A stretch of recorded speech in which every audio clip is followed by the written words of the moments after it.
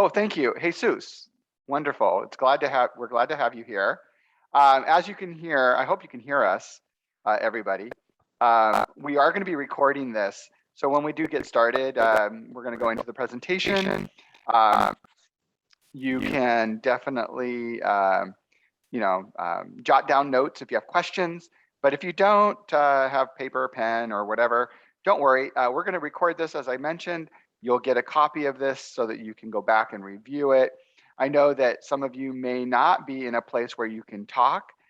Zoom has a great chat feature so that you can ask questions when we get to the Q&A at the end.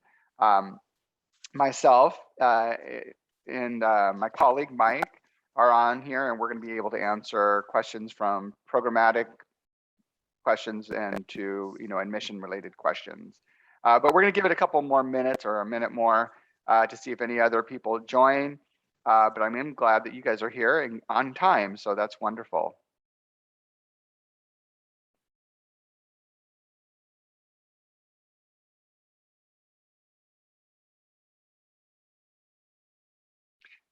And Jesus, where are you calling in from? Are you calling in from San Francisco or somewhere nearby?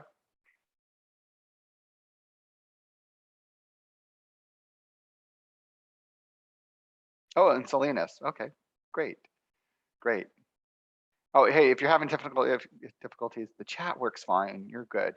You're good.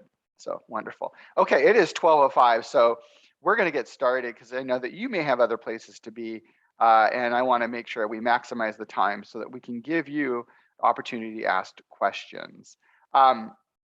Hopefully everybody can see my slide presentations. My name is Rocco Lamanna. I'm the Associate Dean for Graduate Programs. I started at the university over 6 years ago, and I have been working more intimately with the School of Accounting and the Braden School of Taxation, which is to say that I'm really familiar with those programs, and I work closely with the program directors, the dean rather, and also the faculty on program related topics and curriculum development and all that good stuff. But the best part of my job is I get to interface with new students as well as current and active students. So I get the insights from a variety of different perspectives, and I'll be sharing some of those with you today as we go through this presentation. Again, this will be recorded, so you don't have to take notes down. If you want to have a question or you think of something, you can jot it down. You can ask it towards the end. Definitely want to make sure we get everything addressed, and so that you can make the decision for you about what this program can offer.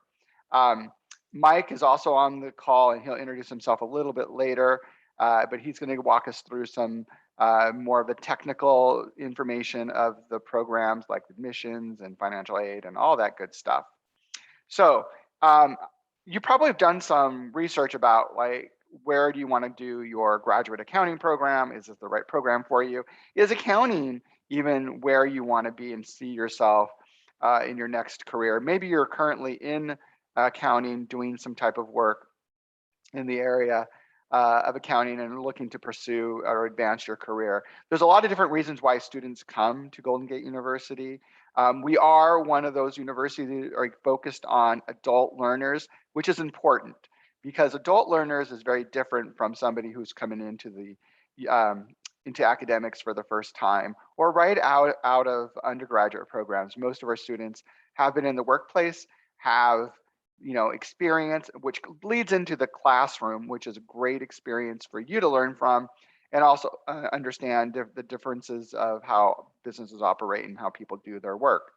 The classroom experience is small and personal. You'll get that opportunity to not only network with your professors and your classmates, but you'll be able to develop relationships that go beyond the classroom, which is really phenomenal.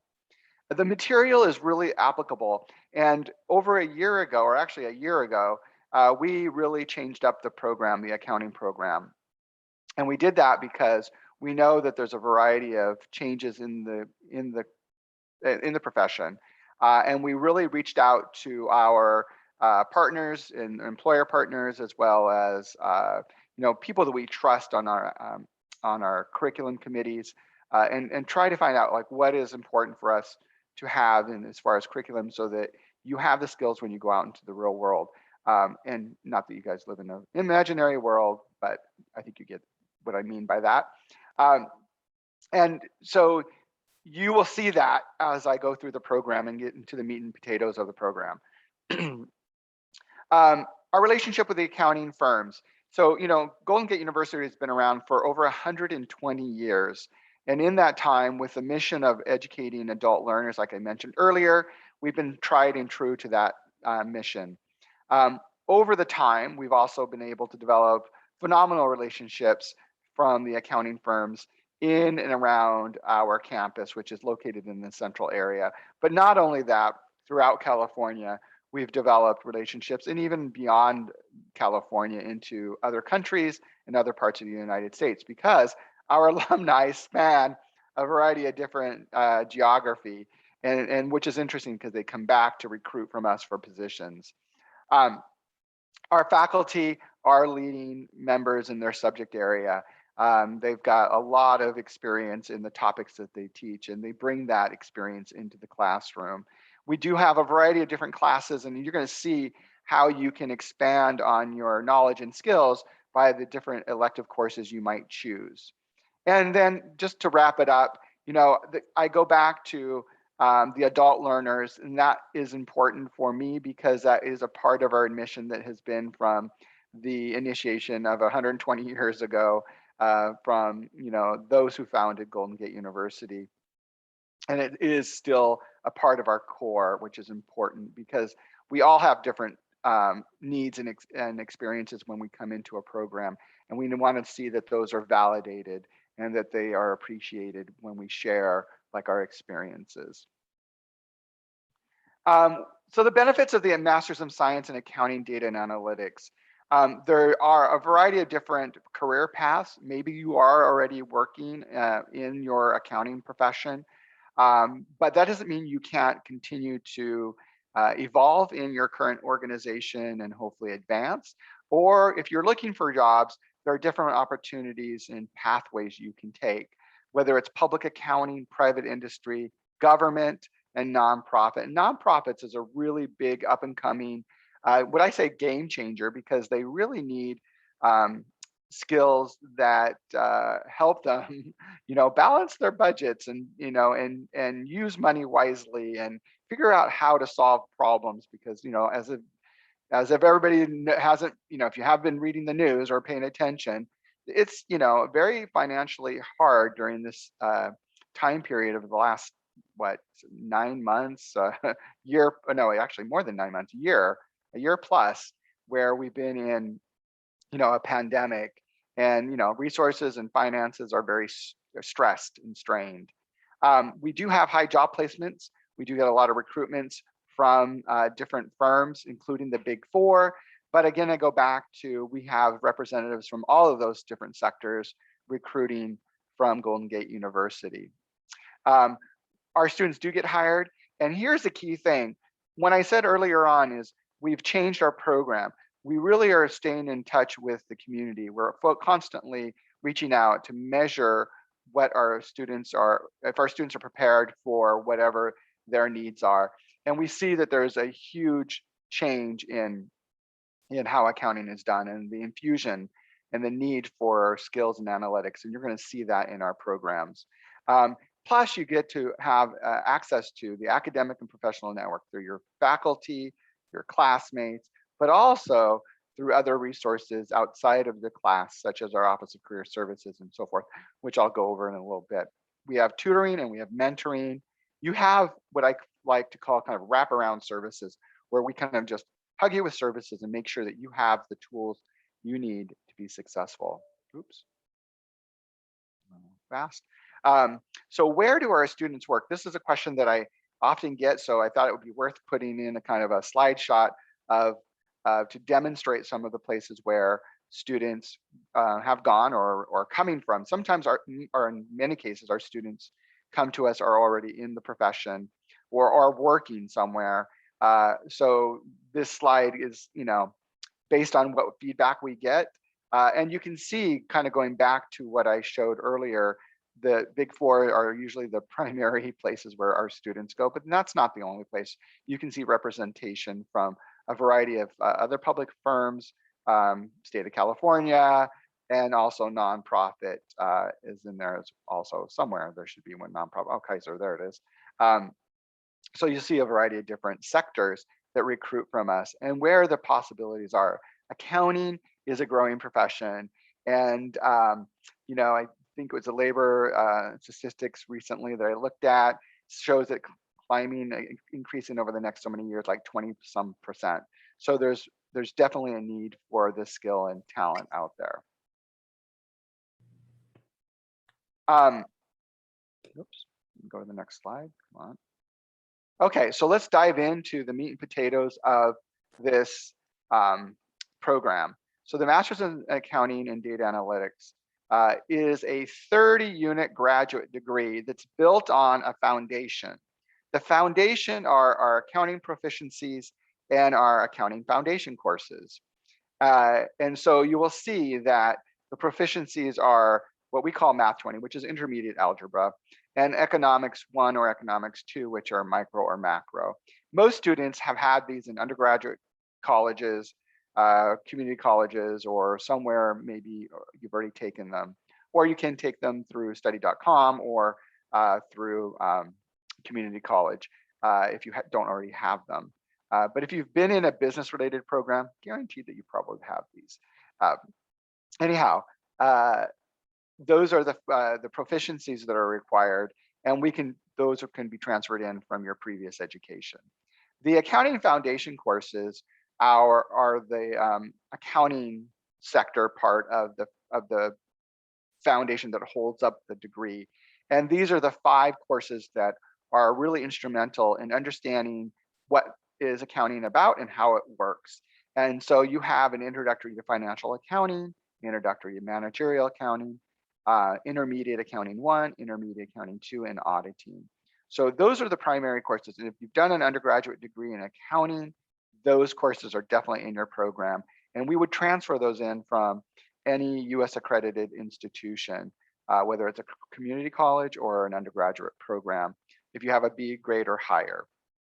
Now, if you don't have any, and you're just searching to get some foundation skills and understanding just the scope of accounting, these 5 classes or 15 units are also a standalone certificate, which I'll talk about in a little bit later on.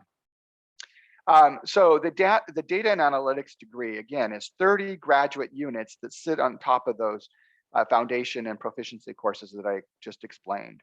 There are 12 units or 4 classes, because each of our classes are 3 units that make up the required courses. And this is where you'll see the infusion of analytics, because all of these courses use analytics or research.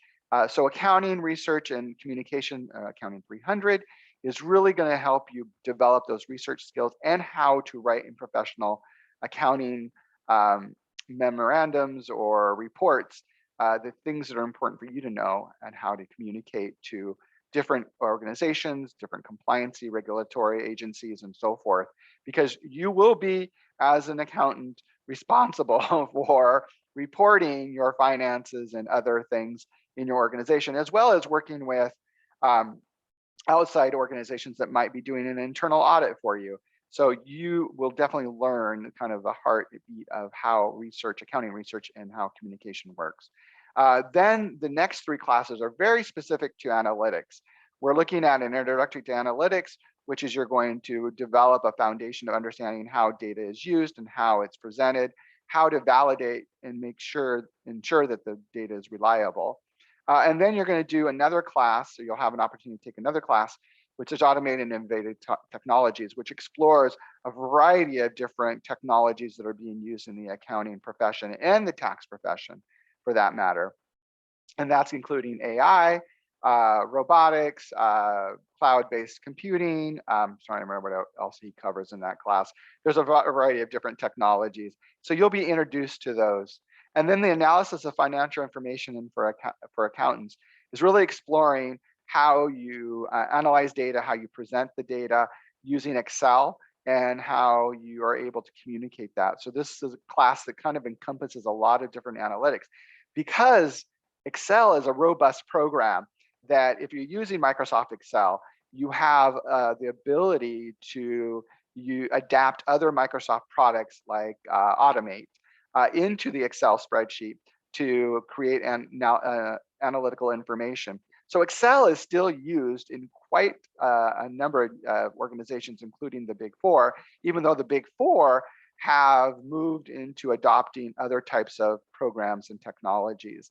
But Excel is still coming across as one of those important skills that everybody needs to know. And it's not just about, how do you create a basic formula, but it's much more than that. It goes beyond that in the more advanced skills and knowledge around Excel.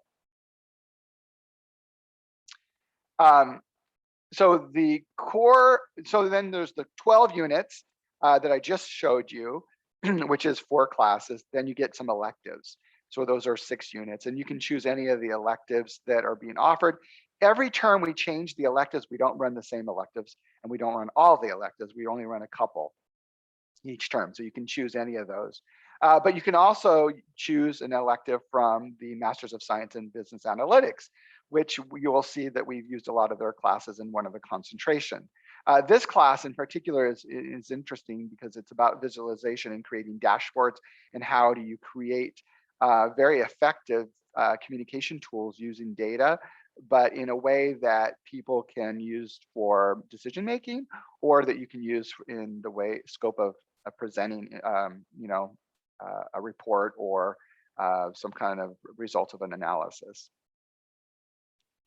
Then you get 12 units of elective courses, or you can choose a concentration. So let me just recap. We went over the core electives, which is 12 units. We talked about the 6 units of core electives, so that's 18 units of the 30 units. And then you have 12 more units, and that becomes a total of 30 units. So you can choose electives, like I said, or you can choose one of the concentrations. Okay, so here are the concentrations. Advanced analytics for accountants. So what this does, this 12 unit program, concentration rather, what this does is helps you take your analytic skills to the next level. We've incorporated and partnered with our Masters of Science in Business Analytics at the university to identify classes that you will be able to use and apply in the accounting profession. For those of you who are interested in moving towards a CPA exam, we have developed the CPA Applied Accounting concentration, which is 4 courses. Each of the courses mirror one of the exams. So these courses help you prepare to pass the exams. We've partnered with Becker CPA Review to create this curriculum. We're using them. You, as a student in any of these courses, you will have a one-time materials fee of $1,400 that covers access to the Becker materials and resources to help you pass the exams until you pass all 4 exams. So you will have access to those resources until you pass all 4 beyond the scope of the class. But the professor has designed these courses to really have you start to pass those exams. And I just will share, he shared with some information with us yesterday. It's Professor John Lord, who leads all 3 of these 4 classes. And he has already gotten results from some of the students who've taken his classes, and they've already passed the audit exams. So 2 of the students he's heard from passed those exams. So we know, and this is just the latest 2, and we've known from the last couple of sessions that other students have completed the courses and gone to take the exams. And so far we've heard favorable results that they've passed their parts, whether it's FAR or BEC. And I think somebody passed regs. I think one student has passed all 4. So this is really great news. If that's the direction you're going, highly encourage you to do the CPA concentration. And we can talk about it a little bit more if you have questions at a certain point. Essentials of leadership. So what we also have is leadership courses that you can use to help advance your skills and knowledge and leadership abilities to understand the competencies that it takes to be a leader in your profession. We've taken these courses from the Masters of Science in Leadership. And the reason why we did this is because we've got, the employers who are also looking for future leaders, but we also have, students who are coming in who are already CPAs maybe, or in a position where they're, well embedded in their organization, but they want to keep advancing and they see that they need some more leadership skills, or maybe they've taken on additional responsibilities and now they're overseeing a variety of different team members. And they want to understand, like, what are those competencies I need to know in order to be an effective leader? So these are definitely courses that are geared towards that. And then also, we always have an interest for taxation. Accounting and taxation are kind of the yin and yang of each other. So you can also do 12 units of a tax concentration. These courses come from the the Braden School of Taxation. These are law-based programs. So the textbook is the IRS Codes and Regulations for the majority of these courses. Sometimes they do have a textbook that's outside of the IRS Codes and Regulations, but the primary source and authority for tax codes is the IRS and the Department of Treasury and all of the legal cases that are passed through the courts. And so those are the sources of your material for your classes. Okay, so concentrations and certificates. I kind of went over the concentrations already. I went through them quite fast. We can go back and explore them if you have questions later on. But we do have the applied concentration, which is the CPA applied concentration, which is also a standalone certificate. So you could do the 12 units, the certificate by itself without doing the master's degree. Later on, any of these concentrations can be applied to a master's if you decide at some point you want to come back and do a master's and to add on. You can transfer these in as elective courses or as the concentration for your degree. So you can do the CPA applied accounting courses by themselves, as well as you can do the same for the taxation. And advanced analytics is a standalone certificate as well, and the essentials of leadership. The accounting data and analytics certificate is a great way for you to gain the foundation skills that you might need to do your job better and to advance your skill set. These foundation courses are, again, a part of the master's degree that you need to satisfy while you're doing the master's degree or prior to starting your degree. But it's also a standalone certificate if you try to do that as well. The accounting graduate foundation certificate. That's what I was talking about. The accounting data and analytics certificate are just those 4 required courses: accounting 300, 351C, 336, and accounting 339. If you want to do just those analytic focused courses, you can do that as a certificate. So, pardon me. So you have a variety of different certificates to choose from. And a certificate is a great way to kind of get a small start, right? It's not a huge master's degree. Sometimes a master's degree seems overwhelming and students feel like, wow, I don't know, it's too much to bite off. But by doing a small certificate, 12 units, it's a great way to start advancing your skills and try to get your feet wet, is what I like to say. So that might be a possibility for you as well. Now, how do we deliver our courses? Well, the pandemic has kind of shifted things. But what I would like to tell you is that prior to the pandemic, we were doing what we're doing now before then. So this is really good news, because when the pandemic did hit and everybody had to go remote, it wasn't a huge leap for us.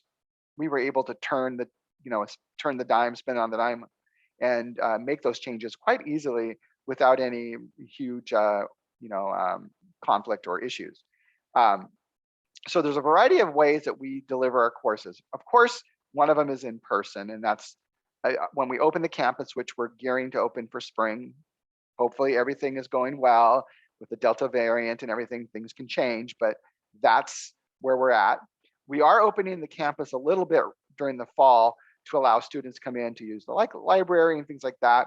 And there's some protocol that students need to follow in order to enter the building, and even faculty or staff. But we will have classes in person, hopefully for spring, given that the pandemic and we are moving towards, reducing the number of cases. But you can also take classes online, which is asynchronous.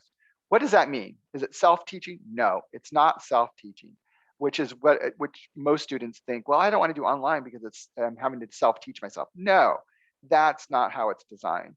I have to honestly say that our online platform, which is what we call e-learning, is what really robust, and the faculty have worked extremely hard to develop a interactive course shell.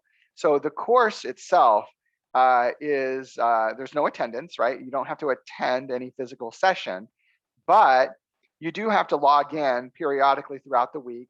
The professor will lay out what assignments and the due dates for those assignments, or what activities or events and things that you need to do each week, whether that's a discussion thread, which is really posting a response to a question that the professor answered, and probably responding also to your classmates' responses, so that it builds upon a dialogue similar to what you would have in a live session, except of course it's static and it's in person or online.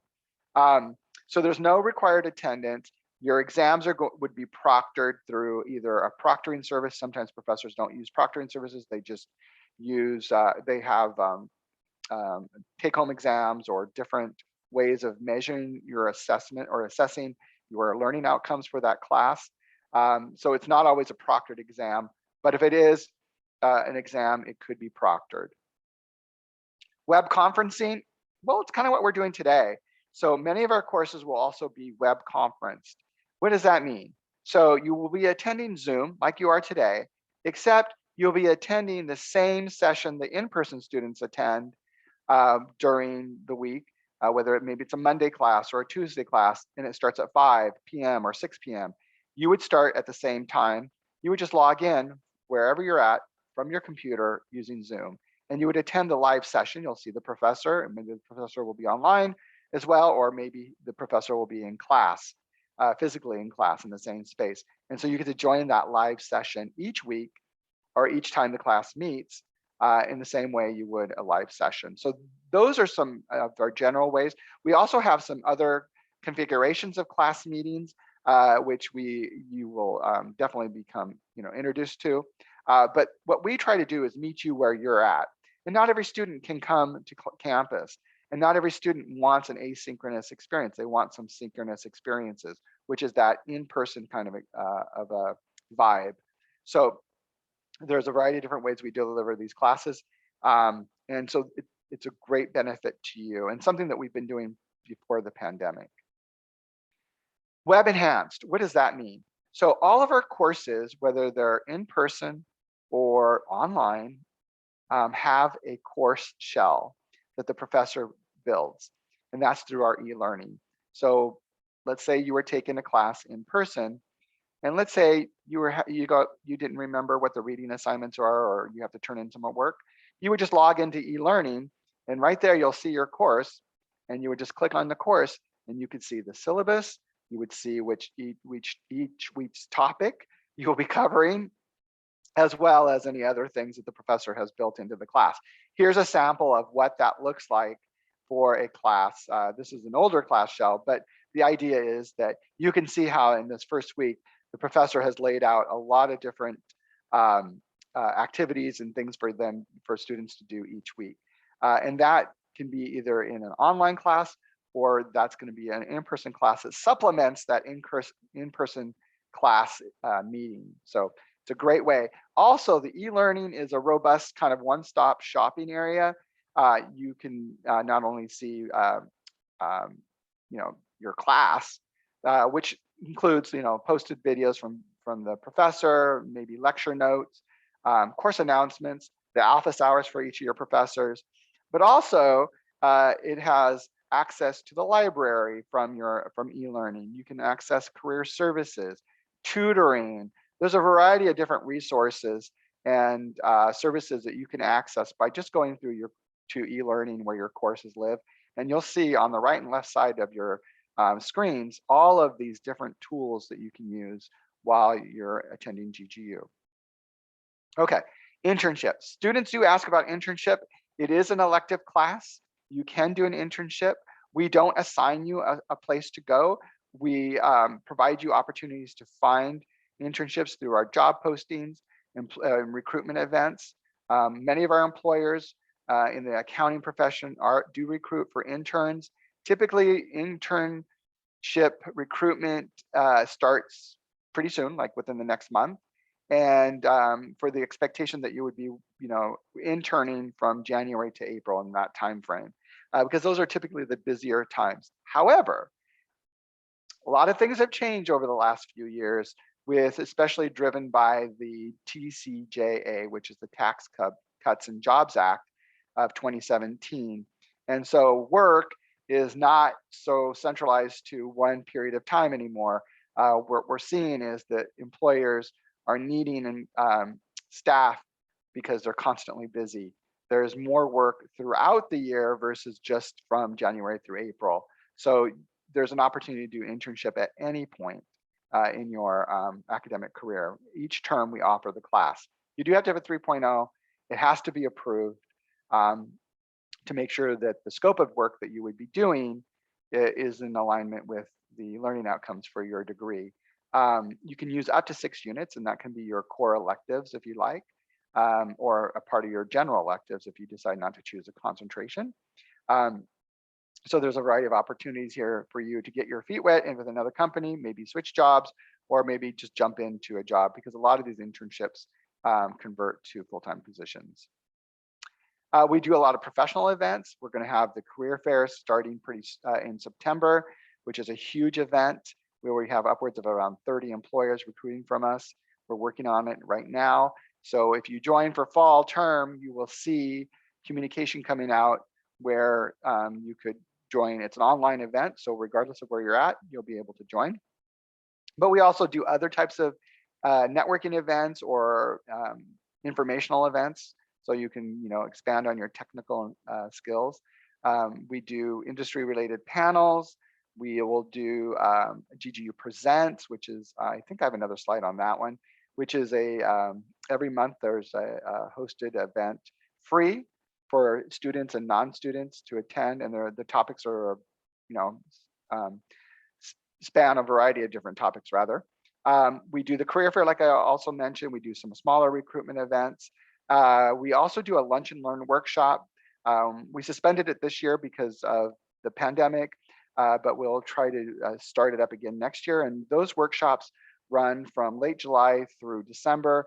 They're primarily led by industry professionals and some staff. And the topics that they discuss go from technical to recruiting to some of the soft skills, how to write your resume. And they're led by industry professionals. It's a great way to get in front of somebody from a firm who you might be interested in talking to and maybe making a connection with later on. And so that would practice business luncheon. So that's the other event that we do. And that's, for an opportunity for you to kind of meet up with a employer. And typically the way we do it is equal number of employers and equal number of students at each table, and you get to network. When we do it in person, it's over actual lunch, but virtually we've been doing it just virtually. So we have suspended it for this term or for this year, but we're hoping to start it again. It's one of those events that the employers really look forward to, and it's usually on the same day as the career fair, so it's kind of a 2-for-1. Again, it's going to be virtual. Our career fair will be virtual this year, so regardless of where you're at, you'll be able to attend. Here's a slide for GGU Presents, and it just kind of identifies some of the different topics that you can find and join if you're interested in those topics. You can go to our website and actually click on the link, and you'll see the calendar of events, and you can register there for them. It is up in the top right-hand corner of the GGU website. You'll see a little icon for a calendar. Just click on that and you'll see the GGU Presents calendar. Support services. We really, again, want to wrap our arms around you and make sure you have the services and support you need. From advising, you'll be assigned a graduate advisor. You have opportunity for math and finance tutors and accounting tutors, tax tutors. All of this is free, by the way. And the tutors are available via Zoom, web conferencing. So whatever hours that they are tutoring, you don't have to physically be in person to get the tutoring. You can do it web conferencing. We have the Career Center that I mentioned earlier. We also have a new center, the Helen Diller Center for Veterans of the U.S. Military Services. So if you're a vet, this is a great center for you to get resources and extra help if you have problems navigating your benefits or other things that you might be facing. The library is in a really extensive library. In fact, when I was working on my doctorate, I was constantly in the library and I was using their resources because they have a wealth of research databases that I could access to get materials for my dissertation.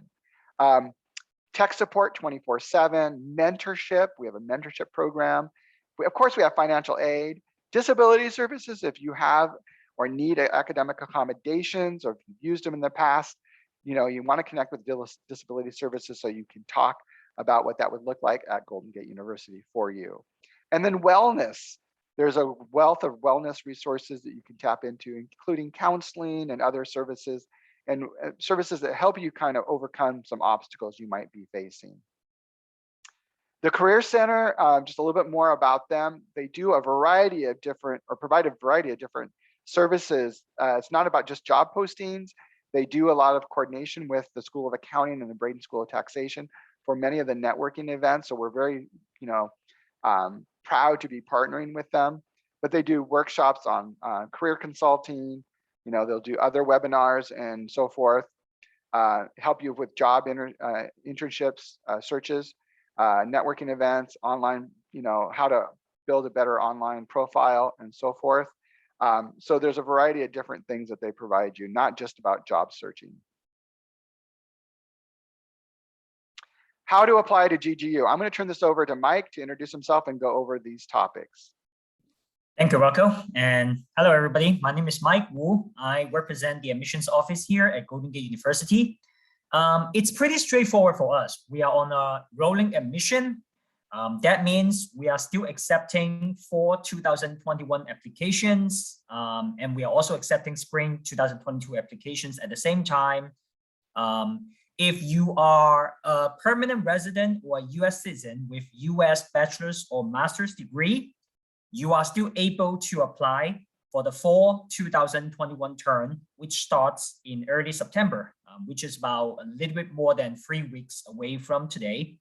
And I see on the webinar list today that Annie, you have already submitted your application with the accounting program. Congratulations on taking the first step. And I know Flora and you are already in touch with each other.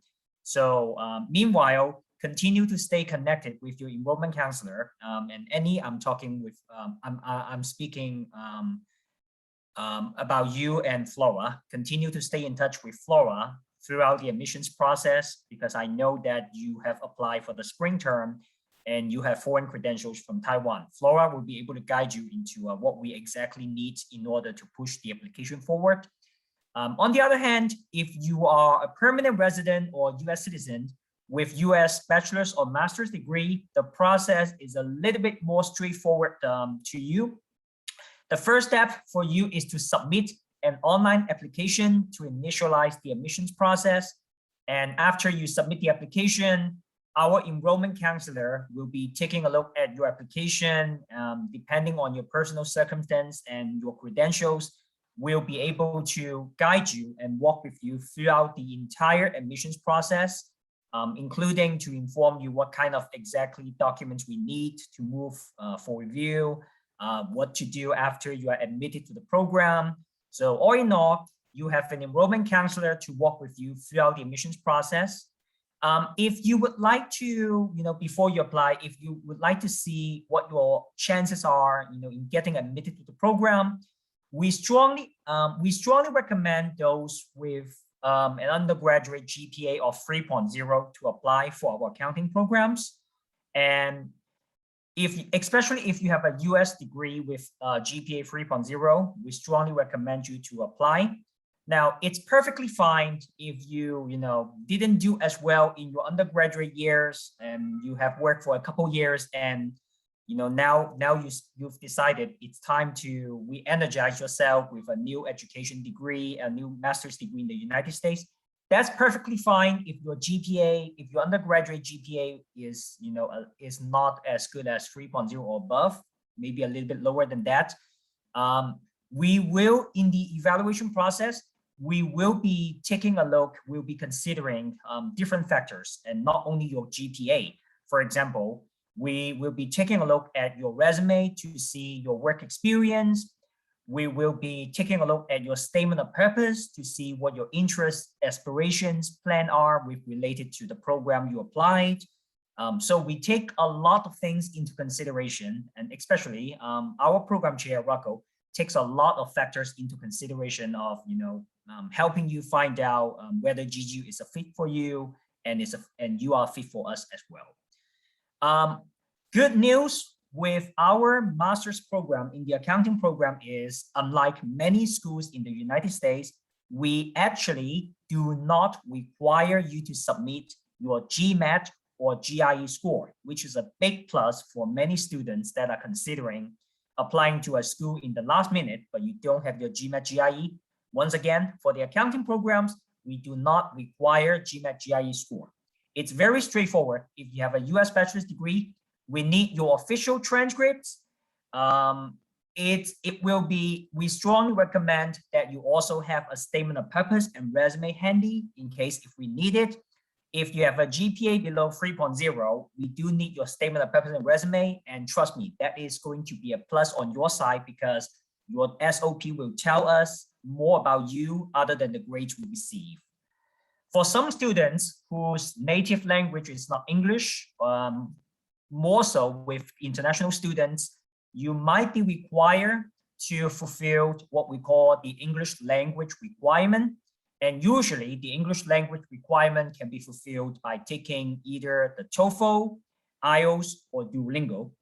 Now, if you're not sure whether you need to fulfill the English language requirement, don't worry about it. My best suggestion to you is submit the online application first to initialize the admissions process.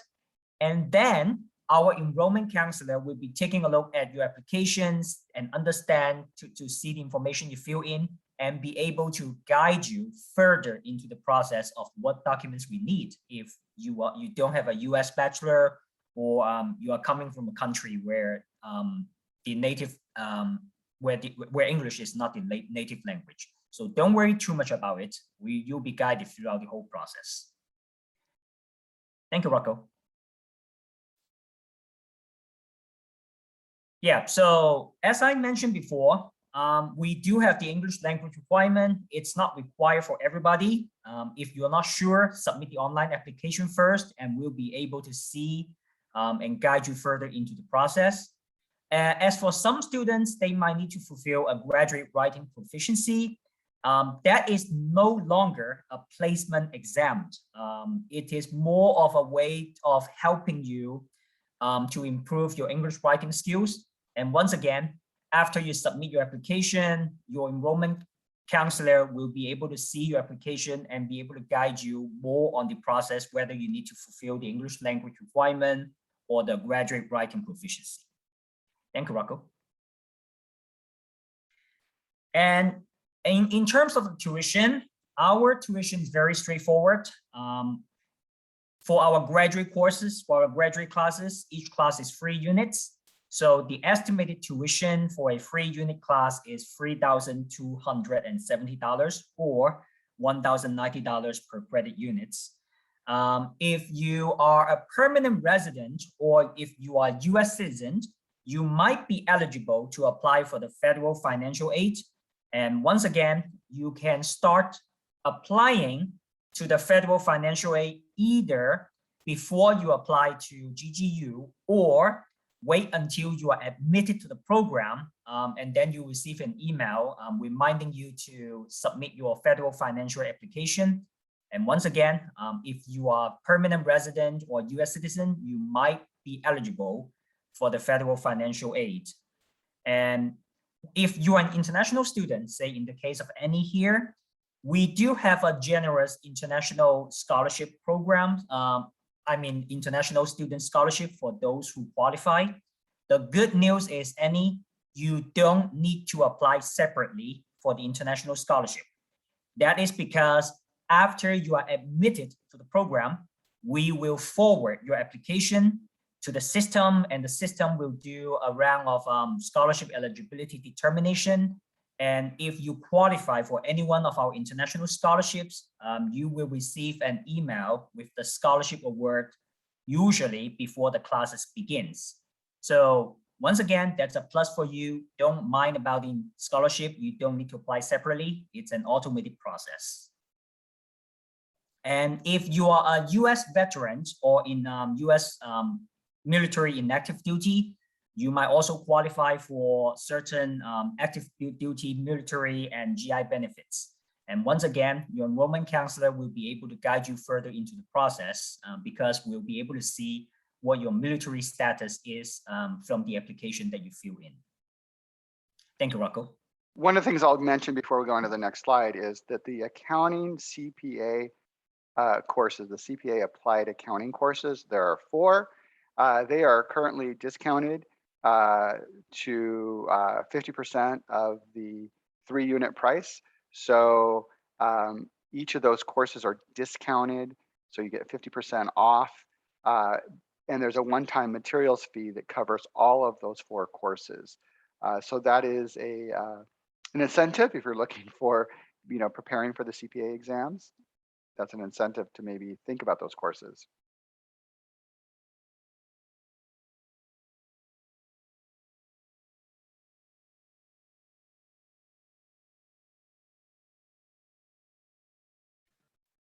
And as I mentioned before, permanent resident and US citizen, you may be eligible to apply for the federal financial aid. And this is a very good slide because it contains the website that you can start your federal financial aid application.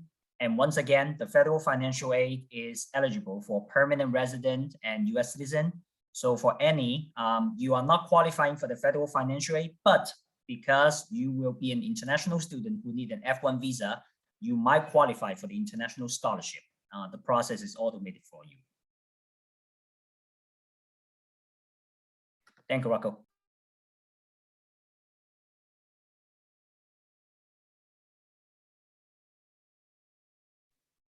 Can you see the new slide, the important dates? Yes. So we are on a rolling admission, and right now we are still accepting applications for the fall 2021 term if you are a permanent resident or US citizen with US credentials. Our classes for the fall, as you can see, will begin September 5th. So if you are able to make it and complete the admissions process before September 5th, you still have a chance of getting enrolled to start for the fall. If you are an international student or if you are a student with foreign credentials, more likely the most upcoming term for you would be the spring 2022 term, which starts in January. And the good thing about starting with spring instead of fall is that gives you a couple more months for you to prepare for your documents in case if you're not ready yet. But once again, we are both accepting for 2021 and spring 2022 application right now. So submit your application today to jumpstart the process. Thank you, Rocco.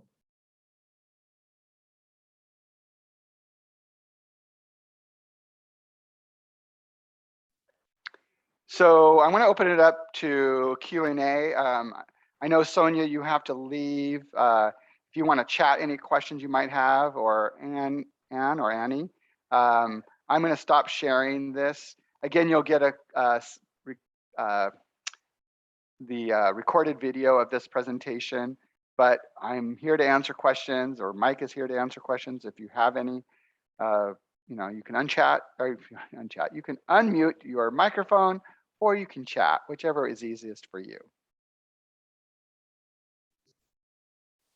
And after today, you'll be receiving a follow-up email, as Rocco mentioned. You'll be receiving a follow-up email with the link to today's recorded webinar, along with a code that you can use if you're ready to apply, that you can use to waive your $65 application fee. So if you are using things is that if you're using a Gmail account, by the end of today, if you still haven't received our follow-up email, check your spam or junk box first. Sometimes it just happens to be falling in the junk box if you're using a Gmail. But we'll certainly be sending you the follow-up email to you today by the end of today if you attended today's webinar.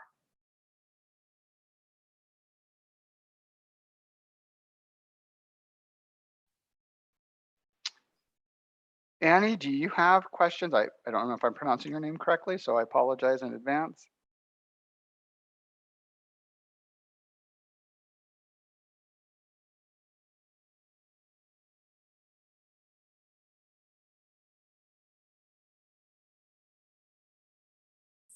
I mean, I will follow up with you after the webinar. So maybe I will contact with you through email. Okay. You're going to follow up with Mike? Is that what I understand? Yes. Or, okay. Oh, okay. Okay. Annie, Yes, I see on the system that you already submitted an application, and are you already in touch with Flora? Yes, I haven't submitted my resume and state SOP yet. That is great. So once again, congratulations on taking the first step.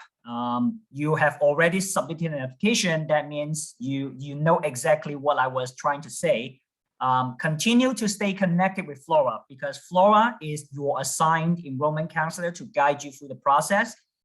If you need anything or have any questions, don't hesitate to contact Flora, okay? And I also tell Flora that you came today.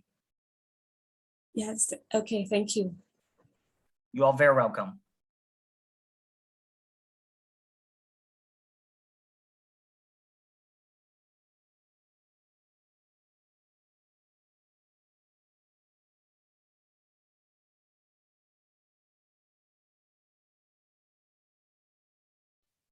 Well, Mike, that's it. You can stop recording. I will